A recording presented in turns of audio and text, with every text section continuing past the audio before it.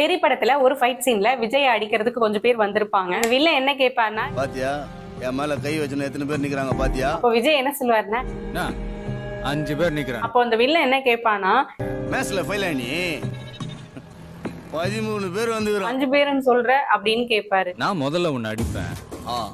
ஒன்னு அடிக்கிறத பார்த்துட்டு இவனுங்க 2 பேரும் அடிக்க வரும். அவனுங்க 2 பேரையும் அடிக்கும் போது அடுத்த 2 பேர் ட்ரை பண்ணுவானுங்க அவனுங்கள நான் அடிக்கிறப்போ மிச்சம் இதெல்லாம் ஓடிரும் சொல்லுவாரு. கான்ஃபிடென்ட்.